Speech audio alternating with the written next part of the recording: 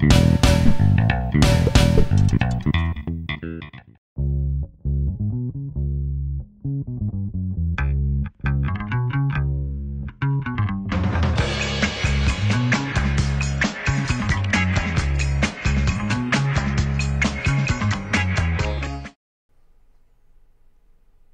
nerds, this is Agents of S.H.I.E.L.D. Theories and Conspiracies. I'm Brian from Good Nerd Bad Nerd. This week we had a very full episode. We got to see basically everyone. We didn't get to see, the only people we didn't see really were Ward and Agent 33, but Ward was name dropped as the bad option. So just jumping into it, running through some of the stuff. Character theories, I don't have any update on who I think Reyna and Ward actually are, so I'm kind of leaving them with the existing theories, really hoping Ward's Taskmaster and Reyna as Quill or some version of that. We did see Reyna, but nothing changed there.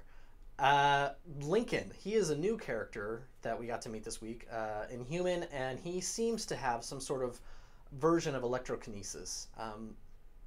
In the comics, it's hard to narrow down which electrical type character he might be based off of, because there's so many in the Marvel Universe. But if I had to pick someone, I would say he's based on a character named Stryker. Stryker's real name is Brandon Sharp, and he is from the Avengers Academy series. Powers that he have include electrokinesis, lightning blasts, electromagnetic shields, and flight. So these are all things that seem to fit with what we've seen. He's young, just like the Stryker character. So it'll be interesting to see if Lincoln is just a code name or family name or what that is. So again, that's just kind of a rough guess because we don't really have too much information on him yet, but I'm pretty sure that will change. Talking about Inhumans and this way station that S.H.I.E.L.D. has found herself in, it was revealed that they call it the Afterlife. I'm sure that's a play on once you've gone through Terragenesis, your life before isn't real anymore, and this is your new life, so this is the afterlife. I think there's a correlation with this city and a city in the comics called Orlon, and this is kind of a city of lost Inhumans. The interesting thing about this city is that not every Inhuman descendant or Inhuman half-breed there goes through Terragenesis. You have to be selected, and that's essentially what we find out about this place as well. A little kind of interesting note, though, is that one of the inhabitants of Orlon in the comics is Thane. And Thane is the son of one Mad Titan Thanos. So it's just a nice little connection there. I don't think we are going to see Thane at all in this. I think Thanos is too complicated of a character to begin with to also try and introduce the fact that he has a son on Earth, while also trying to introduce all the other Infinity Gems. So it's just an interesting connection. Now, if this is Orlon, where is the Council of Elders that Gordon has talked about and that he's gone to go talk to, and that basically S.H.I.E.L.D.'s fate is up to? Well, they're in Adelon. I think that's pretty obvious, and anyone who's familiar with the Inhumans at all would agree with that. And Adelon, at this point, I'm going to say it's on the moon, because with all of the kind of stuff that has been going on with the search for the city, I think it would make sense that a city of Adelon's size couldn't be on Earth. It may have shielding technology and things like that, but why not put it on the moon? Especially if we're going to tie into the kind of grander cosmic nature of the Marvel Universe and things like that. So that's where I think the Council of Elders are. Now, who are the Council of Elders? In the comics, I believe that this is actually referring to the Genetics Council. The Genetics Council are the ones who decide who gets to go through Terragenesis. They're basically kind of the leaders of the Inhumans. The most popular one, and who most all the Inhumans considered their leader early on, was a gentleman by the name of Agon. And interesting enough, Agon is actually the father of Black Bolt, who becomes the king. So I think we're getting a nice setup for Black Bolt, which one theory I have, I'm not sure how strong I feel about it, but it's that they're actually searching for Black Bolt or some descendant of Agon to become the king, to kind of take that, the kind of ruling lineage to take that place. So that's one of the things that Gordon is doing, is looking for any descendants of Agon. But I think that's pretty far-fetched. So, um, nice little tie-in there, though, that the Genetics Council is kind of where Black Bolt's father is the leader, and then he'll take over. So that's what I think is going on with the Inhumans right now.